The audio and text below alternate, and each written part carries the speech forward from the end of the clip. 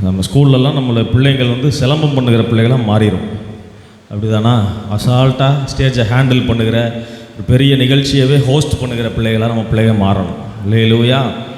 ஆமாம், ரொம்ப அது கேஷுவலாக வரணும். மற்ற பிள்ளைகள்லாம் தயங்கும் போது நம்ம பிள்ளைங்க அசால்ட்டாக அதை போய் நடத்தணும். அதெல்லாம் எங்கே பழகலாம், இங்கே பழகிடலாம். அல்லேலூயா. அதனால் பிள்ளைகளை கர்த்தருக்குள்ளே வளர்க்குறது, வேதத்தை போதித்து வளர்க்குறது, வசனங்களை மனப்பாடம் பண்ணி வளர்க்குறது ரொம்ப நல்லது. அல்லேலூயா. இயேசு நல்லவர். இந்த நாளில் நமக்கு கூட்டம் முடிந்ததுக்கப்புறம் எந்த ஒரு கூட்டமும் இருக்காது. அப்படி தானா? எந்த ஒரு கூட்டமும் இருக்காது. ஏன்னா நம்ம ஆண்கள்லாம் போயிட்டு உடனே சாப்பிட்டுட்டு நம்ம திட்டமிட்டபடி இன்றைக்கி தான் நம்ம வந்து ஒயிட் வாஷ் பண்ணுறதுக்காக வர்றோம். சரியா? அதனால் நீங்கள் மற்றவங்கள்லாம் ஜெபித்து கொள்ளுங்கள். அதுக்காக தேவைகள் இருக்குது. இன்னும் பெயிண்ட்டு கொஞ்சம் வாங்க வேண்டியிருக்கு. சரியா? அதனால் அதுக்குரிய தேவைகள்லாம் இன்னும் வரல. போன வாரம் நாங்கள் ஏற்கனவே டிஸ்கஸ் பண்ண மாதிரி அதனால் கவர் வைக்கிறேன். கர்த்தரால் ஏவப்படுறவங்க நீங்கள் என்ன செய்யுங்கன்னா இந்த காரியங்களை நீங்கள் சந்திங்க. அதே போல் நமக்கு கிறிஸ்மஸ், நியூ இயர் ஆராதனைலாம் இருக்குது. அதற்கு நல்ல ஒரு சாப்பாடு நம்ம ஒழுங்கு பண்ணணும்னு சொல்லி நம்மெல்லாம் திட்டமிட்டிருக்கிறோம். அதற்கான தேவைகள் அதெல்லாம் கொஞ்சம் அதிகமாக தான் இருக்குது. சரியா? அதனால் அந்த காரியங்களை மனதில் வைத்து ஜெபிங்க. உங்களால் முடிந்தவற்றை கொடுத்து கர்த்தருடைய ஊழியத்தில் உங்களை கரங்களை கோர்த்து நீங்கள் தாங்குங்கள். கர்த்தர் நம்மை ஆசீர்வதிப்பார். அல்லேலூயா. கர்த்தர் தொடர்ந்து நம்முடைய ஊழியங்களை கர்த்தர் ஆசீர்வதிக்கிறார். தொடர்ந்து எல்லா ஊழியங்களையும் தங்கு தடையின்றி நடக்க கர்த்தர் நமக்கு உதவி செய்து கொண்டு இருக்கிறார். அப்படி தானா? ஆமாம், செவ்வாய்க்கிழமை ஜெபக்கூட்டம் ரொம்ப அழகாக போயிட்டுருக்கு. அப்படி தானா? நிறைய பேர் வர்றீங்க, ஜெபிக்கிறோம். கர்த்தர் இந்த ஜெபத்திற்கெல்லாம் பதில் தடுத்து கொண்டு இருக்கிறார். எத்தனை பேர் நம்புறீங்க, விசுவாசிக்கிறீங்களா? நம்முடைய வாழ்க்கையில் நம்மளை கர்த்தர் சாட்சிகளாக எழும்ப பண்ணுவார். நம்முடைய சபை வந்து ஒரு சாட்சி சொல்லுகிற திருச்சபையாக மாறணும். என்னாலும் ஜெபிக்கிற வேண்டுகிற சபையாக இல்லை, ஒரு நாள் எழும்பி சாட்சி சொல்லுகிற சபையாக, என் வாழ்க்கையில் கர்த்தர் செய்த சாட்சிகளெல்லாம் நான் சொல்கிறேன் அப்படின்னு சொல்லுகிற சபையாக மாறணும். இல்லையிலூயா? ஆமாம், கர்த்தருக்கு சித்தமான நம்ம அந்த புதிய ஆராதனை, நம்ம new year service, old year சர்வீஸில் இந்த வருஷத்தில் கர்த்தர் உங்களுக்கு செய்த நன்மைகளை நீங்கள் என்ன செய்யலான்னா, நீங்கள் ஆயத்தப்படுத்தி கொண்டு அதை மற்றவருடைய பிரயோஜனத்துக்காக, விசுவாச தூண்டுதலுக்காக நீங்கள் என்ன செய்யலான்னா, அதை கர்த்தருடைய சமூகத்தில் வந்து அதை நீங்கள் அறிக்கை பண்ணி அதை சொல்லலாம். இல்லையிலூயா? இந்த வருஷம் முழுவதும் கர்த்தருடைய வாழ்க்கையில் எவ்வளவோ நன்மைகளை செய்திருக்கிறாரா இல்லையா? ஆமென். அதனால் அதெல்லாம் நீங்கள் வந்து பகிர்ந்து கொள்ளலாம். மற்றவர்களுக்கு அது ரொம்ப விசுவாசத்தின் பாதையில் நடப்பதற்கு, இன்னும் அதிகமாக கர்த்தரை தேடுவதற்கு அது ஏதுவாக இருக்கும். ஆமென். அதுபோல் வேறு எதுவும் அனௌன்ஸ்மெண்ட் இருக்கா? சரி. மற்ற கூட்டங்கள் எல்லாம் வழக்கம் போல், இன்றைக்கி மட்டும் கூட்டம் இருக்காது, மற்ற கூட்டங்கள் எல்லாம் வழக்கம் போல் இருக்கும். சரியா? அதுபோல் இந்த மாதம் நம்ம வந்து கிறிஸ்மஸ் ஆராதனை நமக்கு இருக்குது. கிறிஸ்மஸ் ஆராதனை வந்து எப்பயும் போல் நம்ம 10 மணிக்கு வைக்காமல் இந்த வருஷம் கொஞ்சம் வித்தியாசமாக நம்ம மாறுதலாக கொஞ்சம் அதிகாலையில் எல்லாம் வந்து பழகிட்டோம். அப்படிங்கிறனால இந்த வருஷம் ஒரு 5:30 மணிக்கு நம்ம வைக்கிறோம். எத்தனை பேருக்கு சந்தோஷம்? ஏன்னா ஒரு சிலர் தான் அல்லேலூயா வருது. அப்படி தானா? எல்லாம் வந்துடலாமா? சத்தமாக ஒரு ஆமீன் சொல்லுங்கள். Praise God. கர்த்தர் நல்லவர். அதனால் காலையில் அதிகாலையில் கர்த்தருடைய சமூகத்தில் வந்து உட்காந்துருக்கு. அது ஒரு ஸ்பெஷலாக தான் இருக்குது. அப்படி தானா? ஆமாம், அது ஒரு விடுதலையாக இருக்குது, அது ஒரு வித்தியாசமாக தான் இருக்குது. ஆமாம், அதனால் இந்த வருஷம், அதனால் இனிமேல் நம்ம கிறிஸ்மஸ் ஆராதனைலாம் அந்த மாதிரி அதிகாலையில் வைக்கலான்னு சொல்லி நம்ம திட்டமிட்டிருக்கிறோம். நம்ம ஏற்கனவே அதுக்கு பழகிட்டோம். அப்படி தானே? நம்மலாம் அதிகாலையில் வந்து பழகிட்டனால எல்லாருக்கும் வர்றதுக்கு அது ஏதுவாக இருக்கும். அதனால் அது ரொம்ப சிறப்பாக கர்த்தருடைய வார்த்தை, சிறப்பான கர்த்தருடைய வார்த்தை நமக்கு வரும்படியாக அதுக்காக நீங்கள் ஜெபம் பண்ணுங்க. ஆமென். ஆமாம். ஏன்னா வழக்கம் போல் ஒரு பாரம்பரியமாக நம்ம ஏதோ செய்கிறோம் அப்படின்னு இல்லை இல்லையா? வருஷம் கர்த்தர் நமக்கு ஏதாவது ஒரு வித்தியாசமான காரியத்தை அவருடைய பிறப்பின் நிமித்தம் நமக்கு தரணும். ஆமென் சொல்லுங்கள். எத்தனை பேர் வாஞ்சிக்கிறீங்க? ஆமாம். இந்த வாஞ்சியோடு நீங்கள் ஜெபத்தோடு நீங்கள் வந்தீங்கன்னு சொன்னால் கர்த்தர் உங்களோட கூட பேசுவார். ஆமென். Praise God. இந்த நாள்லேயும் ஒரு சுருக்கமான செய்தியை உங்கள் மத்தியில் நான் கொடுக்குறேன். தயவுசெய்து இந்த செய்தியை நீங்கள் ஆழமாக எந்த ஒரு உங்களுக்கு தொந்தரவு இல்லாமல், உங்களை நீங்கள் டிஸ்டர்ப் பண்ணிக்காமல் அப்படியே என் கூடவே நீங்கள் வந்து ஃபாலோ பண்ணி கவனிச்சிங்கன்னா மட்டும்தான் ஒரு ஆழமான சத்தியத்தை நீங்கள் விளங்கி கொள்ள முடியும். இது ஆரம்பத்திலே சொல்கிறேன்னா, ரொம்ப ரொம்ப ரொம்ப இம்பார்ட்டண்ட்டான ஒரு டாப்பிக்கே இந்த நாளில் நம்ம பேச போகிறோம். ஆமென். ஆமென்.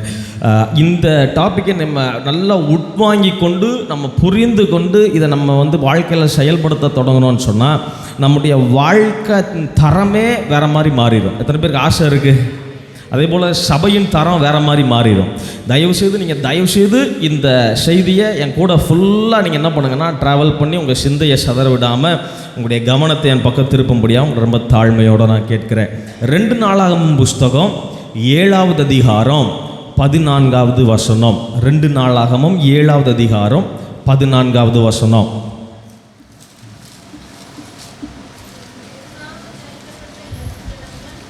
கொஞ்சம் சத்தமாக வாசிக்கலாம். என் நாமம் தரிக்கப்பட்ட என் ஜனங்கள் தங்களை தாழ்த்தி ஜெபம் பண்ணி, யாராவது ஒருத்தர் சத்தமா, என் நாமம் தரிக்கப்பட்ட என் ஜனங்கள் தங்களை தாழ்த்தி ஜெபம் பண்ணி என் முகத்தை தேடி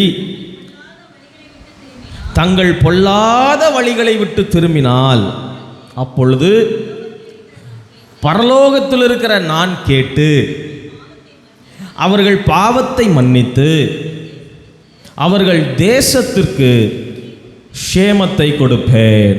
அல்லேலூயா. இதில் அநேக பகுதிகளாக இருக்குது. இதில் நம்ம முதல் பகுதியை தான் இன்னைக்கு முழுவதும் நம்ம பார்க்க இருக்கிறோம். கவனிங்க. என் நாமம் தரிக்கப்பட்ட என் ஜனங்கள் தங்களை தாழ்த்தி என்ன செய்யணுமா சொல்லுங்க? ஜெபம் பண்ணி. அல்லேலூயா. கர்த்தருடைய பிள்ளைகளாக இருக்கிறோம், ரட்சிக்கப்பட்டிருக்கிறோம் இல்லையா? நம்ம கர்த்தரால் தெரிந்து கொள்ளப்பட்டிருக்கிறோம். என்னை அவர் பிரித்து எடுத்திருக்கிறார். நான் ரட்சிப்பின் அனுபவத்திற்குள்ளே வந்திருக்கிறேன் இல்லையா? அபிஷேகம் பெற்றிருக்கிறேன், ஞானஸ்நானம் எடுத்திருக்கிறேன், சபையில் ஐக்கியத்தோடு நான் இருக்கிறேன் என்று சொல்லக்கூடிய நீங்களும் நானும், அவரை தரிசிக்கிற பிள்ளைகளாக இருக்கிற நீங்களும் நானும், அவருடைய நாமத்தை தரித்து கொண்டிருக்கிற நீங்களும் நானும் என்ன செய்யணும் அப்படின்னு சொல்லியிருக்குன்னா, முதல் காரியம் ஜெபம் பண்ணி. எல்லாரும் சொல்லுங்க, ஜெபிக்கிறவர்களாக இருப்பார்கள். அல்லேலூயா. அப்போ தேவனை அறிந்திருக்கிறேன் என்று சொல்லுகிற ஜனங்கள் ஜெபம் இல்லாமல் நீங்களும் நானும் இருப்போம் என்று சொன்னால் அதில் எந்த விதமான ஒரு அர்த்தமுமே இல்லை. நீங்களும் நானும் கர்த்தருடைய பிள்ளைகள் என்று சொல்லிக்கொள்வதில் எந்த விதமான பிரயோஜனமுமே இல்லை. அல்லேலூயா.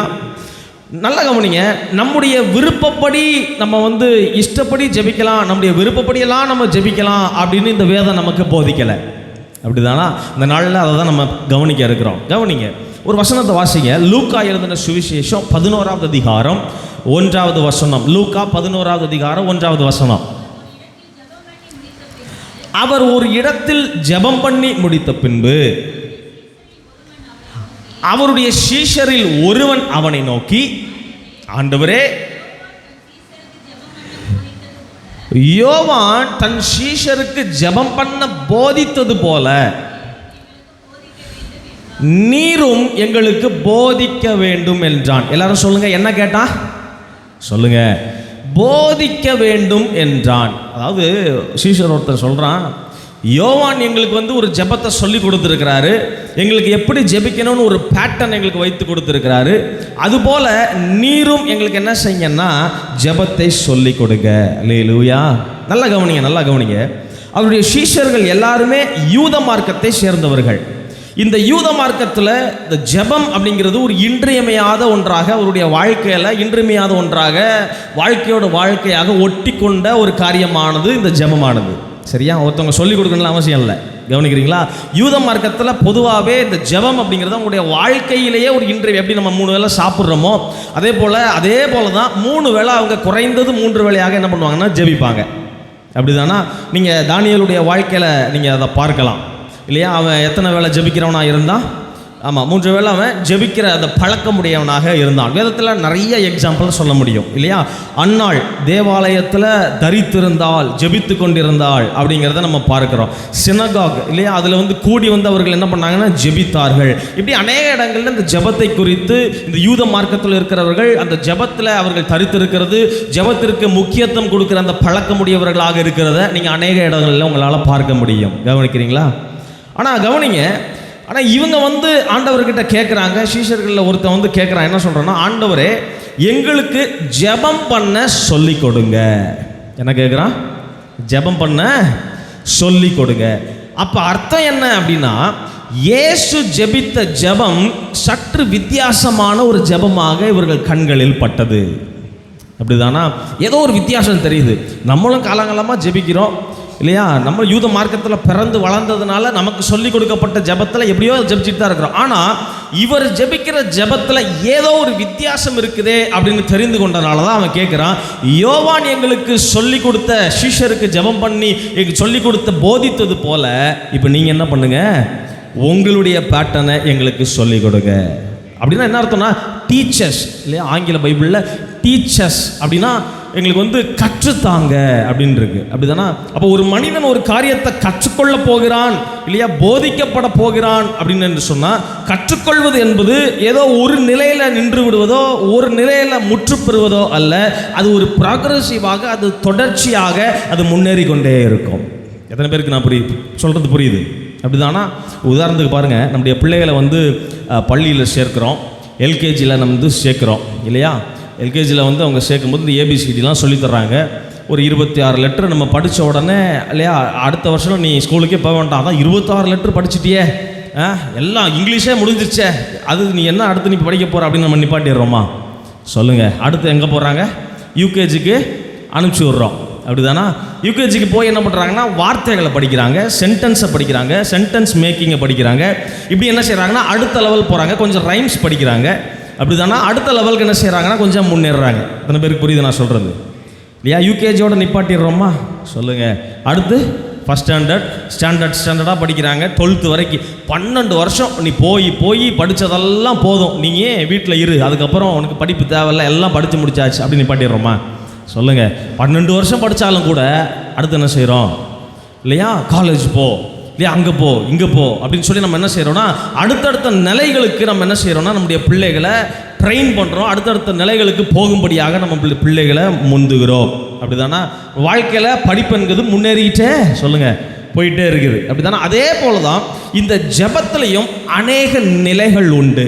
இந்த ஜெபத்திலையும் ஜெபிக்கிறதுலையும் அநேக நிலைகள், அநேக முன்னேற்றங்கள், அநேக மாறுதல்கள் நம்முடைய வாழ்க்கையில் வந்து கொண்டே இருக்கும். ஆமென் சொல்லுங்கள். ஒரு வசனத்தை வாசிங்க. 1 கொரிந்தியர் புஸ்தகம் 13வது அதிகாரம் 11வது வசனம் வாசிங்க. 1 கொரிந்தியர் 13வது அதிகாரம் 11வது வசனம்.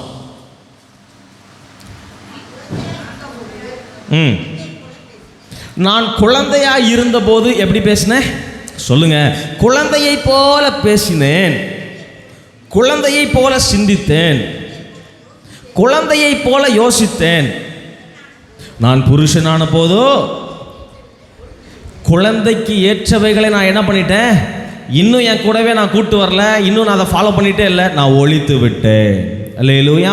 அப்போ கவனிங்க, உங்களுக்கும் எனக்கும் எல்லாருக்கும் குழந்தை பருவத்திற்கு ஏற்ற ஒரு பேச்சு இருக்குது, குழந்தை பருவத்திற்கு ஏற்ற ஒரு சிந்தனை இருக்குது, குழந்தை பருவத்திற்கு ஏற்ற மாதிரியான ஒரு யோசனை எல்லாருக்கும் இருக்குது.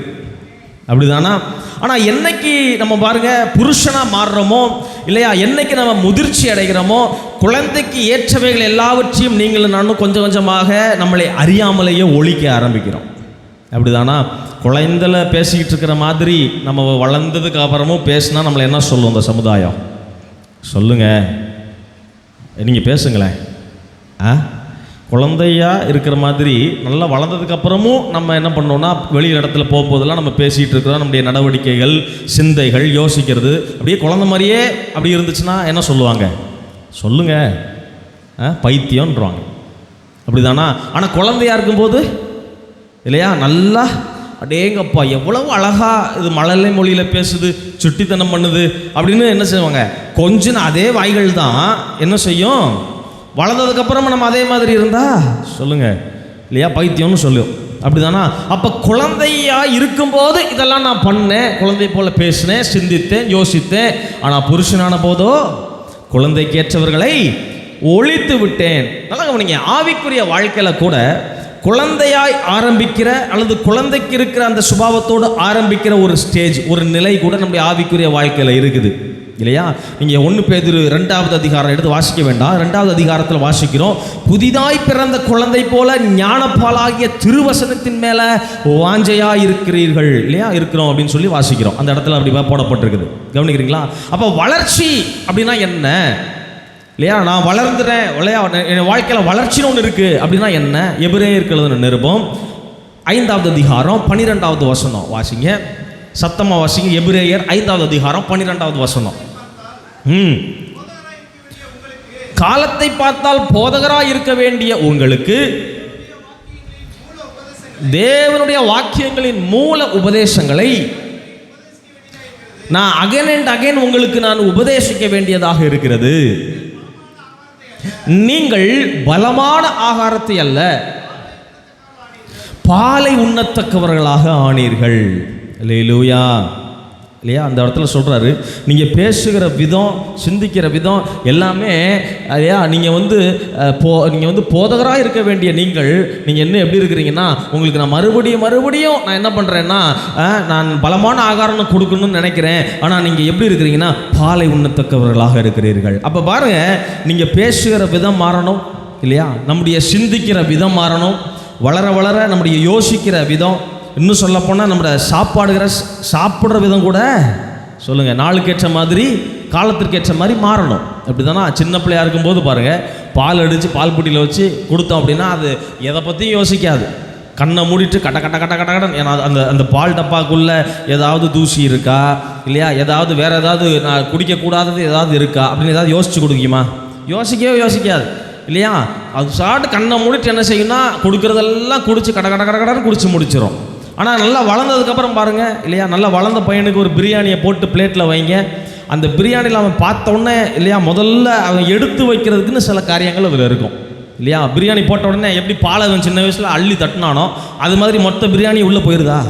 போகாது இல்லையா. என்ன ஆகும்? முதல்ல தேவையில்லாத அந்த அந்த அந்த என்ன சொல்கிறது என்னெல்லாம் இருக்கும் அதில் இல்லையா, தக்காளி தோல் இல்லையா, எதெல்லாம் அவனுக்கு வந்து கன்சியூம் பண்ண முடியாதோ அதெல்லாம் வச்சு என்ன செய்வான் முதல்ல இல்லையா. அதுக்கப்புறம் நல்ல கறியெல்லாம் சாப்பிட்டுட்டு எலும்பு என்ன செய்வான் சொல்லுங்கள், எலும்பை சாப்பிட முடியாதுன்னு தெரியும் இல்லையா. அப்போ எலும்பை ஒதுக்குறது, இப்படி ஒன்றொன்னையா அந்த பிரியாணியில் இருக்கிறது எல்லாத்தையும் ஒதுக்கி வைக்க இல்லையா. எதை சாப்பிடணும் சொல்லுங்கள், எதை சாப்பிட கூடாது அப்படிங்கிற ஒரு நிலை வருது. அப்படிதானா? இந்த நிலையை தான் அவர் சொல்கிறாரு. 14வது வசனம் வாசிங்க, 5வது அதிகாரம் 14வது வசனத்தில் இந்த நிலையை தான் அவர் சொல்கிறார். பலமான ஆகாரமானது நன்மை தீமை இன்னதென்று பயிற்சியினால் பகுத்தறியத்தக்கதாக முயற்சி செய்யும். தயவு செய்து அண்டர்லைன் பண்ணிக்கோங்க அல்லது குறித்து கொள்ளுங்க இந்த வசனத்தை. மறுபடியும் வாசிங்க.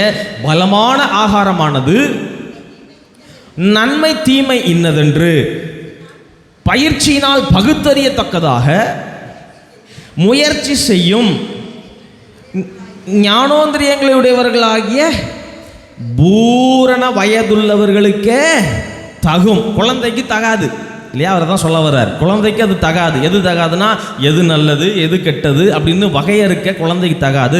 ஆனால் இது வந்து எதன் மூலமாக நடக்கும் அப்படின்னு அவர் சொல்லித்தரார். எதன் மூலமாக நடக்கும்னா பயிற்சி, சொல்லுங்க முயற்சி. நான் சொல்கிறேன், எழுதி கொள்ளுங்க. ஜெபம் அப்படிங்கிறது கூட போதனை என்பது தேவை, பயிற்சி என்பது தேவை, மூன்றாவது முயற்சி என்பது தேவை. என்னென்ன தேவை எல்லாரும் சேர்ந்து சொல்லுங்க.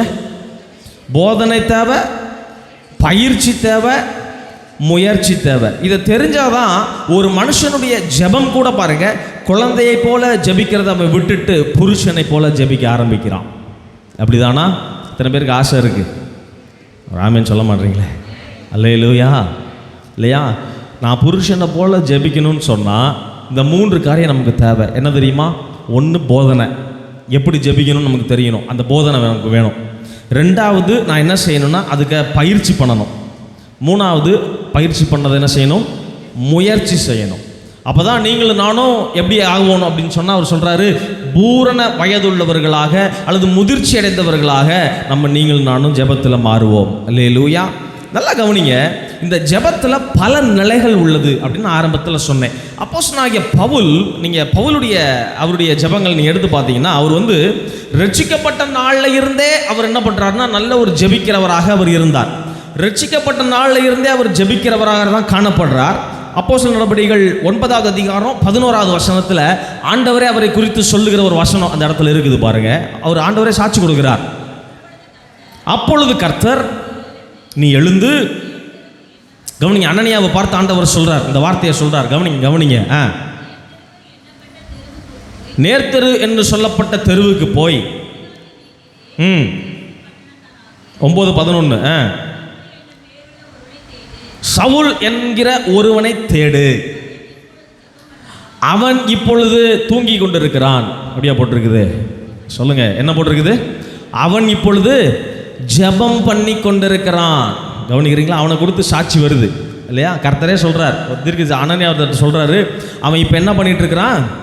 ஜெபம் பண்ணி கொண்டிருக்கிறான். நல்லா கவனிங்க. அப்ப பவுலுடைய வாழ்க்கையில ரட்சிக்கப்பட்ட நாள்ல இருந்தே அவன் எப்படிப்பட்டவனா இருக்கிறான்னு சொன்னா, அவன் நல்லா ஜெபிக்கிறவனாக இருக்கிறான். அப்படிதானா? ஆனா ரட்சிக்கப்பட்ட நாள்ல ஜெபித்தது போல பவுல் கடைசி வரை ஜெபிக்கல. அல்லேலூயா.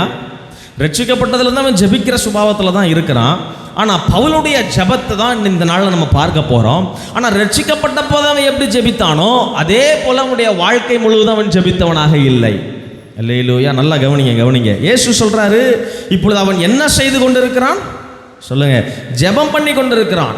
அப்படிதானா? ஆனா காலங்கள் போக போக சொல்லும் போது ரோமருக்கு எழுதின நிருபம் 15வது அதிகாரம் 32வது வசனம் வாசிங்க. ரோமர் 15வது அதிகாரம் 32வது வசனம். நீங்கள் தேவனை நோக்கி செய்யும் ஜெபங்களில் நான் போராடுவது போல, அண்டர்லைன் பண்ணுங்க, நான் போராடுவது போல நீங்களும் என்னோடு கூட போராட வேண்டும் என்று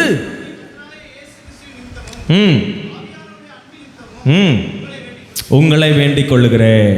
அவர் சொல்றாரு, கவனிங்க எல்லாரும், என்ன கவனிங்க. அதாவது நீங்கள் தேவனை நோக்கி செய்யும் ஜெபங்களில் அப்படிங்கிறார் இல்லையா? அவர் எதற்காக காலிங் கொடுக்கிறார்? எதற்காக அழைப்புதல் கொடுக்கிறார்? இன்விடேஷன் எதற்காக கொடுக்கிறார்னா, நான் ஜெபிக்கிறது போல நீங்களும் ஜெபிங்க அப்படி சொல்லலை. ஹலோ, கவனிக்கிறீங்களா?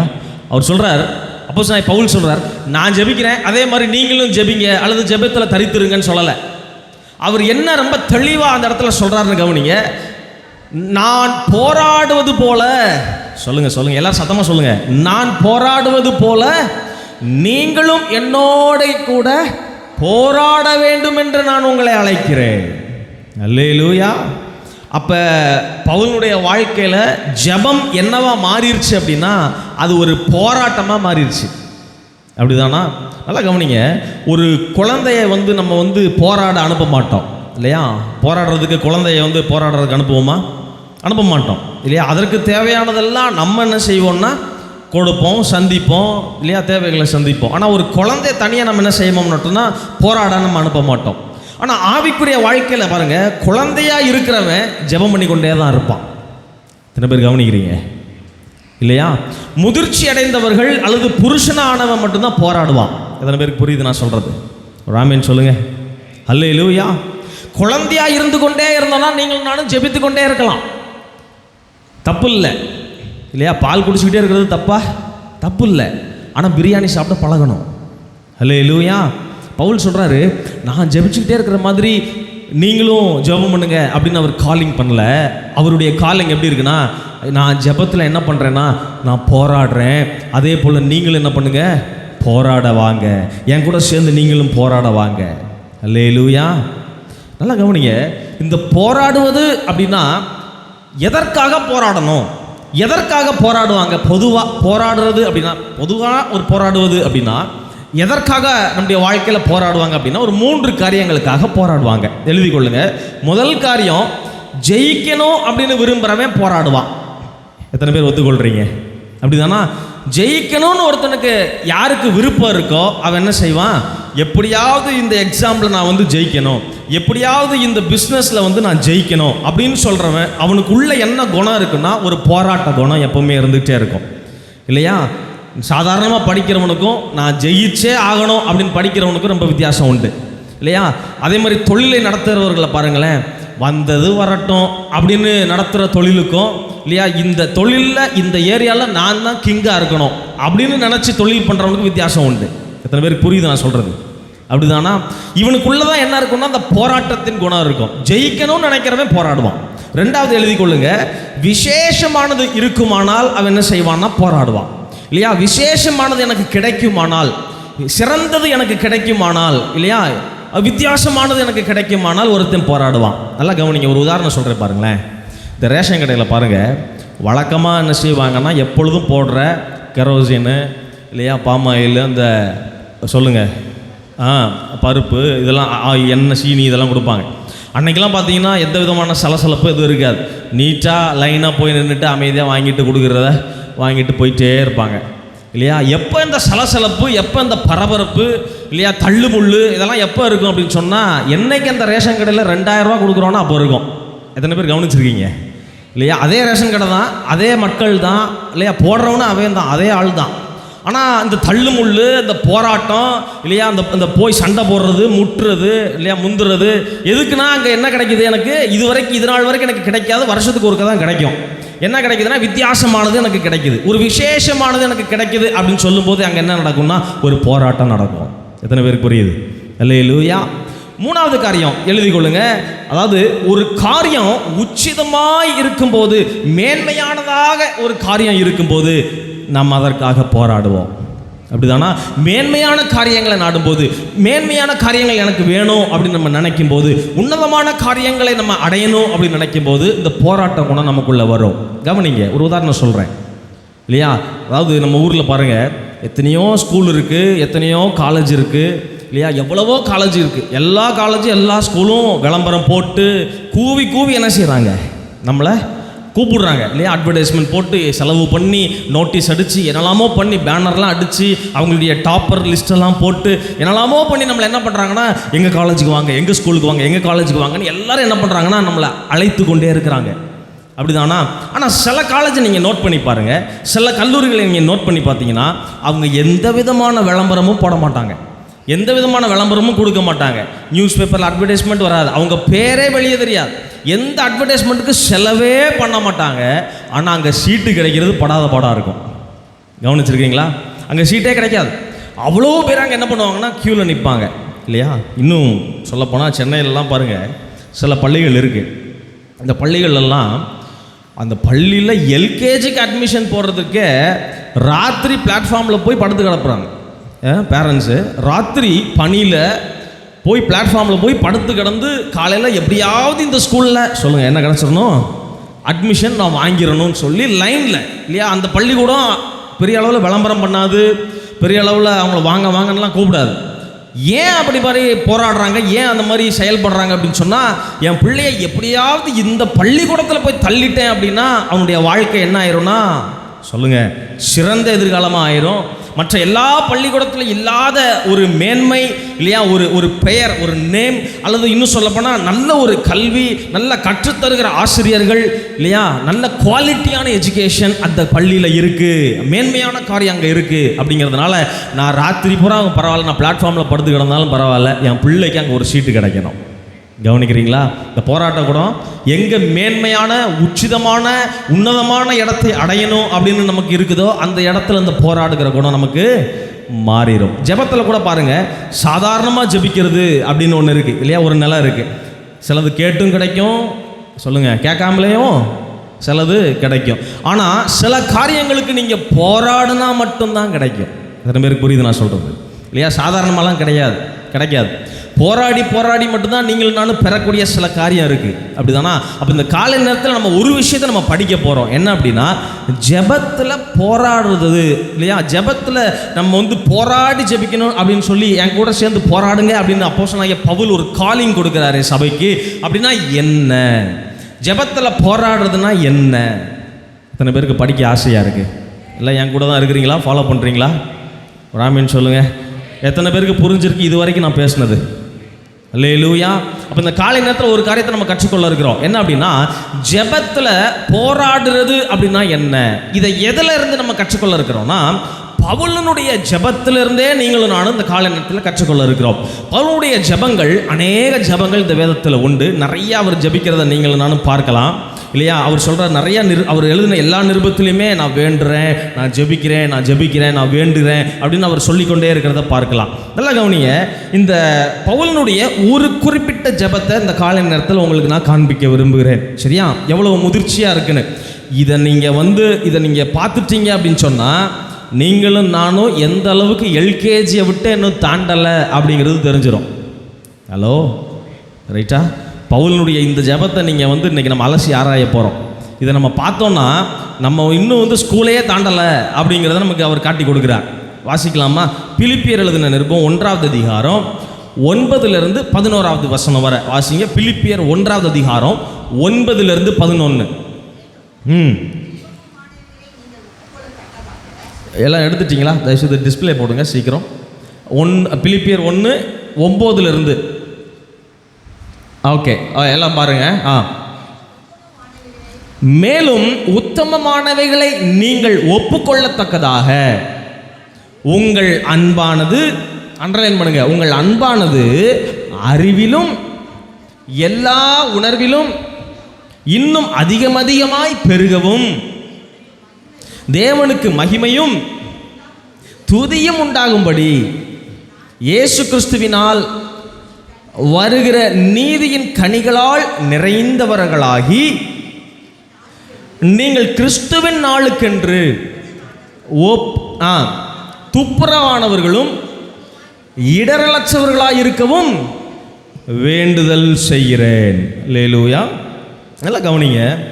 இந்த ஜெபம் ஒரு போராட்டமான ஜெபம் இல்லையா? இது ஒரு போராட்டமான ஒரு ஜெபமாக இது இருக்கிறது. நான் இது விளக்குறேன் பாருங்களேன். இந்த ஜெபத்தை ஒரு 3 பங்காக, ஒரு 3 பார்ட்டாக இந்த ஜெபத்தை நான் பிரிக்க விரும்புகிறேன். இதை பிரித்து உங்களுக்கு இது விளக்குனாதான் பவுல் அவருடைய ஜெபம் எவ்வளோ மெச்சூரிட்டியாக இருந்திருக்கு அப்படிங்கிறது உங்களுக்கு புரியும். ஃபஸ்ட்டு 9வது வசனம் வாசிங்க.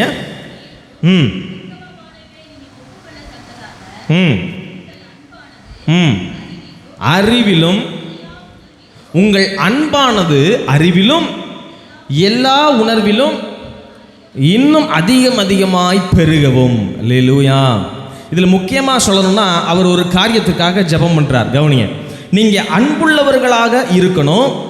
அந்த அன்பு அறிவிலையும் உணர்விலையும் அதிகமாக வளரணும். எல்லாரும் சொல்லுங்க, முதல்ல என்னவா இருக்கணும்? அன்புள்ளவர்களாக இருக்கணும். அந்த அன்பு சொல்லுங்க அறிவிலும் உணர்விலையும் அதிகமாக வளரணும். நல்லா கவனிங்க. இந்த அன்பு அப்படிங்கிறது அந்த வேர்டு அப்படின்னா என்ன அப்படின்னு கேட்டால், இந்த அன்பு அப்படிங்கிறதே மாம்சத்துக்கு ஏற்றது அல்ல. அப்படிதானா? அந்த அன்பு அப்படிங்கிறது தெய்வீகமானது. எத்தனை பேர் ஒத்துக்கொள்கிறீங்க இல்லையா? அதனால தான் நம்ம வசனமே சொல்லுது, ஆவியின் கனியோ அன்பு இல்லையா? மாம்சத்தின் கனியோன்னு இல்லை. மாம்சத்தினால வருகிற அன்பு, லவ் இல்லையா? மாம்சத்தில் ஏற்படுகிறதுலாம் அன்பு இல்லை இல்லையா? சொல்லுங்க ஆமென்னு. ஆவியின் கனி இதுதான் என்னதுன்னா, அப்போ ஆவிக்குரிய காரியத்தை சேர்ந்தது தான் எது அப்படின்னா உண்மையான அன்பு. அப்போஸ்தலனாகிய பவுல் தனது மாம்சத்திற்கான தேவைக்கு ஜெபிக்காமல் தன்னுடைய ஆவிக்குரிய தேவைக்காக ஜெபித்து போராடின ஒரு மனுஷன். ஒரு அல்லேலூயா. நல்லா கவனிங்க. அவர் மாம்சத்துக்கானதை ஜெபிக்கலை அப்படின்னு ஏன் அதை ரொம்ப ஹைலைட் பண்ணி நான் உங்களுக்கு சொல்கிறேன் அப்படின்னா, எல்லாரும் என்ன கவனிங்க. அப்போஸ்தலனாகிய பவுல் இந்த பிலிப்பியர் நிருபம் எந்த இடத்துல உட்கார்ந்து எழுதினார் அப்படின்னா உங்களுக்கு புரிஞ்சிடும் இந்த வசனத்துடைய சாரம் என்னன்னு. இவர் எந்த இடத்துல உட்கார்ந்து எழுதுறார் தெரியுமா? சிறைச்சாலையில் அடைக்கப்பட்டவராக, உடலெல்லாம் பிக்கப்பட்டவராக, இரத்த கலரில் இருந்து கொண்டு அடிக்கப்பட்டவராக, நிர்வாணப்படுத்தப்பட்டவராக, இன்னும் சொல்லப்போனால் பசியோட பட்டினியோட சாப்பாடு கூட இல்லாதவராக உட்கார்ந்து எழுதின ஒரு நிருபம். யாருக்கு எழுதினார் அப்படின்னு பார்த்தீங்கன்னா, இந்த பிலிப்பி பட்டணத்துக்கு எழுதுகிறார். இந்த பிலிப்பி பட்டணமும் ஒன்றும் சாதாரணமாக அப்படியே ஜாலியாக நீங்களும் நானும் இப்போ வந்துட்டு போகிறோம் பாருங்க சண்டே சர்வீஸ்க்கு. இந்த மாதிரி ஒரு சபை இல்லை, இந்த மாதிரி ஒரு பட்டணம் இல்லை. இந்த பிலிப்பி பட்டணமும் அநேக துயரங்கள், அநேக உபத்திரவங்கள், அநேக பாடுகளின் வழியாக போய்கிட்டு இருக்கிறதான ஒரு பட்டணம். அங்கே இருக்கிற ஒரு ஜனங்கள். ஏன்னா 1ஆம் நூற்றாண்டில் நல்லா கவனிங்க, சபையானது துன்புறுத்தப்பட்டது. கிறிஸ்தவர்கள் அப்படின்னு பேர் சொன்னாலே பொய் கேச போட்டுருவான். இன்னும் சொல்ல போனால் கிறிஸ்தவர்கள் அப்படின்னு சொன்னாலே அந்த அவர்களுடைய அரசாங்க பதவி, அரசாங்க வேலைகள்லாம் உங்களுக்கு கிடைக்காது. கவனிக்கிறீங்களா? சலுகைகள்லாம் எதுவும் கிடைக்காது. இன்னும் சொல்லப்போனால் கிறிஸ்தவன் அப்படின்னு சொன்னாலே என்ன பண்ணுவான்னா, யாருனாலும் எப்போனாலும் தூக்கிட்டு போய் வச்சு அடிக்கலாம். அந்த மாதிரியான ஒரு உபத்திரவத்தின் பாதையில் போய்க்கு கொண்டிருந்த மக்கள். இன்னும் சொல்லப்போனால் இதை இன்னும் அழுத்தமாக இன்னும் நான் சொல்கிறேன் பாருங்களேன். கிறிஸ்தவர்களை அவங்க என்ன பண்ணுவாங்கன்னா, நினைக்கும் பொழுது நினச்சா என்ன பண்ணுவாங்கன்னா, அடித்து துன்புறுத்தி இல்லையா, இன்னும் சொல்லப்போனால் காவலில் வைத்து இல்லையா. சரித்திரம் நமக்கு சொல்லுது, ஜனங்களெல்லாம் கூடி ஆடிட்டோரியம் ஸ்டேடியத்தில் பெரிய அரங்கத்தில் நிறைந்தவர்களாக உட்கார்ந்துருக்கும் பொழுது இந்த கிறிஸ்தவர்களை திறந்து உள்ள விட்டு, அதே நேரத்தில் நல்ல பசியோடு இருக்கக்கூடிய சிங்கங்களை திறந்து விட்டு, அந்த சிங்கங்கள் இந்த கிறிஸ்தவர்களை கடித்து குதறி தின்பதை இல்லையா, கொடூரமாய் கொலை செய்வதை இந்த ஜனங்களெல்லாம் சுற்றி உட்கார்ந்து வேடிக்கை பார்த்து ரசித்து கை தட்டுகிற ஒரு மனநிலையில் இருந்த ஒரு காலகட்டங்கள். அல்லேலூயா. இன்னும் சொல்லப்போனால் அந்த நாட்களில் இருந்ததான அந்த நீரோ மன்னன் அப்படிங்கிறதான ஒரு மன்னன், அவனுடைய டைனிங் ஹால் இல்லையா, அவனுடைய டைனிங் ஹால் அவன் உட்கார்ந்து அமர்ந்து சாப்பிடும்போது அங்கே அநேக தூண்கள் இருக்குமா. அந்த அநேக தூண்களில் ஒரு அந்த வெளிச்சத்தில் இல்லையா, அங்கெல்லாம் என்ன பண்ணுவாங்கன்னா அந்த நாட்களில் கரண்ட் இல்லாதனால சொல்லுங்கள் அது பேர் என்னது, அந்த டார்ச் இல்லையா, தீபம் இல்லையா, அதெல்லாம் ஏற்றி வைத்து அதில் உட்காந்து சாப்பிடுவாங்க. இந்த நீரோ மன்னன் அந்த எல்லா தூண்களிலையும் கிறிஸ்தவர்களை கொண்டு வந்து கட்டி வைத்து அவர்களை உயிரோடே கூட கொளுத்தி அந்த எரிகிற அந்த வெளிச்சத்தில் உட்கார்ந்து ரசித்து கொண்டு சாப்பிட்டு கொண்டு இருப்பானா, சரித்திரம் சொல்லுது இல்லையா. அவ்வளவு துன்பங்கள் மத்தியில் போய்கொண்டிருந்த அந்த நூற்றாண்டில் வாழ்ந்து கொண்டிருந்த அந்த பிலிப்பி பட்டணத்து ஜனங்களுக்கு தான் இந்த பாஸ்டர் இங்கேருந்து லெட்டர் எழுதுறார். இவர் ஒன்றும் சொகுசாக பகலால் உட்காந்துட்டு எழுதலை. இவர் எங்கேருந்து எழுதுறாரு சொல்லுங்கள்? சிறைச்சாலையில் அடிபட்டு இரத்த கலரியில் பசியோட பட்டினியோட இருக்கும்போது எழுதுகிற லெட்டர். ஒரு பாஸ்டர் எப்படி எழுதணும் சொல்லுங்கள்? நார்மலாக ஒரு போதகர் தன்னுடைய சபை விசுவாசிகளுக்கு இந்த மாதிரி ஒரு கடிதம் எழுதுறாருன்னா கிடைத்த வாய்ப்பு, ஏதோ ஒரு கடிதம் எழுதணும்னு இருக்கு, கிடைச்ச வாய்ப்பை எப்படி பயன்படுத்துவார் சொல்லுங்கள்? ஏதாவது ஒரு வக்கீலை கீழே பாருங்க முதல்ல சொல்லுங்கள். நம்ம லெட்டர் அப்படி தானே இருக்கோம். எப்படி ஏதாவது ஒரு வக்கீலை பார்த்து கொஞ்சம் காசு கொடுத்து எப்படியாவது என்ன ஜாமீனில் அடி தாங்க முடியல, வலி தாங்க முடியல, என்னால் இங்கே உள்ளே இருக்க முடியல, ரொம்ப கொடூரமாக நான் பாடம் அனுபவிச்சுட்டு இருக்கிறேன், எனக்காக நீங்கள் என்ன பண்ணுங்கள், ஜெபம் பண்ணுங்க சொல்லுங்கள். அட்லீஸ்ட் நீங்கள் வக்கீலை பார்க்கலனாலும் நீங்களாவது என்ன செய்யுங்க, எல்லாரும் கூடி எனக்காக ஜெபம் பண்ணுங்க, என்னுடைய விடுதலைக்காக ஜெபம் பண்ணுங்க, நான் எப்படியாவது வெளியே வரணும், எனக்கு இந்த பாடுகள் தாங்க முடியலன்னு சொல்லி தன்னுடைய வேதனைகளை குறித்து அவர் கடிதம் எழுதியிருக்கணும்.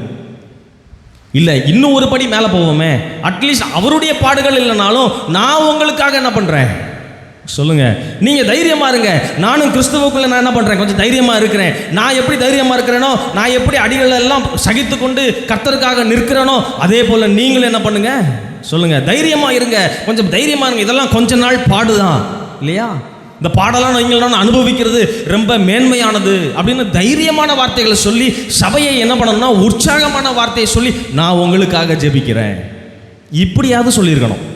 ஹலோ இல்லையா? ஒன்று எனக்காக ஜெபம்னு சொல்லிடணும், இல்லை அப்படின்னா நான் உங்களுக்காக ஜெபிக்கிறேன் அப்படின்னு கடிதம் வரணும். ஆனால் இந்த பவுல் எப்படி எழுதுறாரு தெரியுமா? உங்கள் அன்பு இன்னும் அதிகமாக வளரணும் அப்படின்னு நாங்கள் போராடி ஜெபம் பண்ணுறேங்கிறார். ஹலோ எவ்வளோ வித்தியாசமாக இருக்குது பாருங்கள் இல்லையா? பாடுகள் மத்தியில் மாம்சம் என்ன சொல்லுது தெரியுமா? சரீரத்திற்கு எவ்வளவோ தேவை இருக்குது, அதனால் அதிகமாக ஜெபம் பண்ணு, உன்னுடைய பாடுகளுக்காக, உன்னுடைய விடுதலைக்காக, உன்னுடைய தேவைக்காக, உன்னுடைய மீட்புக்காக, உன்னுடைய காவலிலிருந்து வெளியே போகணுங்கிறதுக்காக நீ ஜெபம் பண்ணுன்னு மாம்சம் சொல்லுது. ஆனால் ஆவி சொல்லுது ஜனங்களுடைய அன்பு இன்னும் பெருகணும் ஜனங்கள் அப்படிங்கிறதுக்காக ஜெபம் பண்ணு. கவனிக்கிறீங்களா? பவுலுக்கு ஒரு காரியம் ரொம்ப திட்டமும் தெளிவுமாக அவர் ஒரு காரியத்தை அறிந்து வைத்திருந்தபடினால தான் இந்த ஜெபம் ஒரு வாயிலிருந்து வந்தது. என்ன தெரியுமா? இந்த உலகத்தின் தேவைகள் நான் ஆசைப்படுறது இந்த அடி இல்லையா, நான் இதுக்கெல்லாம் ஜெபம் பண்ணி நான் வெளியே வந்துட்டா கூட, இந்த உலகத்தையே நான் அந்த ஜெபத்தினால் ஆதாயப்படுத்திட்டா கூட என் மக்களுடைய ஆத்துமா கெட்டு விட்டது என்று சொன்னால் இதில் ஜெபத்திற்கு என்ன பலன், நான் ஜெபிக்கிறதுல என்ன யூஸியா அப்படிங்கிறத ரொம்ப தெளிவாக பவுல் தெரிந்து வைத்து கொண்டிருந்தபடினால தான் அவர் சொல்கிறாரு, அழியாத அலங்கரிப்பாக இருக்கிற இந்த இன்னர் பியூட்டி, கர்த்தர் எதை பார்க்கிறாரோ எதில் நீங்களும் நானும் வளரணுமோ இல்லையா? அன்பு ஏதாவது கண்ணால் பார்க்க முடியுமா? பொறுமை கண்ணால் பார்க்க முடியுமா? சகிப்புத்தன்மை ஏதாவது கண்ணில் பார்க்க முடியுமா? அவுட்டர் பியூட்டியை நம்ம அழகாக என்ன பண்ணிடலாம்னா வெளியே பார்த்துடலாம். ஆனால் இந்த இன்னர் பியூட்டி இருக்குது பார்த்தீங்களா, இதை தான் கர்த்தர் பார்க்கிறார் அப்படிங்கிறத பவுல் ரொம்ப திட்டமாக அவர் அறிந்து வைத்திருந்தார். அல்லேலூயா. எத்தனை பேருக்கு புரியுது நான் சொல்கிறது? அப்படிதானா? நம்ம வெளியே தோற்றத்தை பார்க்குறோம், மனுஷனுடைய தோற்றத்தை பார்க்குறோம், ஆனால் ஆண்டவர் எதை பார்க்குறாருன்னு சொன்னால் நம்முடைய இருதயத்தை அவர் பார்க்கிறபடினால இருதயத்தில் இருக்கிற காரியங்களை குறித்து நான் போராடி ஜெபிக்கணும் அப்படிங்கிறதான ஒரு எண்ணம் பவுலுக்குள்ளே இருந்தது. அல்லேலூயா. அதாவது சாந்தம், பொறுமை, அன்பு இதுதான் என் ஜனங்களுக்கு வேணும் அப்படின்னு சொல்லி அதற்காக நான் என்ன பண்ணுறேன்னா போராடி ஜெபிக்கிறேன். நல்லா இருந்துக்கிட்டு இல்லை, எந்த சூழ்நிலையில் இல்லையா? அவருக்கே அங்கே நிறைய தேவை இருக்குது இல்லையா? சுகமாகணும், இந்த அடியிலேருந்து கொஞ்சம் விடுபடணும், இந்த காவல்லேருந்து கொஞ்சம் வெளியே போகணும், இந்த உபத்திரத்தை இந்த பாடுகள்லேருந்து கொஞ்சம் வெளியே வரணும். இதெல்லாம் ஜெபிக்கிறதுக்கு 1008 பாயிண்ட் இருக்குது. ஆனால் எந்த பாயிண்ட்டுக்கு அவர் ஜெபிக்கிறார்னா, என் ஜனங்கள் அன்புல வளரணும். அல்லேலூயா, அல்லேலூயா. நல்லா கவனிங்க. 2 கொரிந்தியர் 4வது அதிகாரம் ரொம்ப முக்கியமான வசனம், குறித்து கொள்ளுங்க. 2 கொரிந்தியர் 4வது அதிகாரம் 18வது வசனம் வாசிங்க.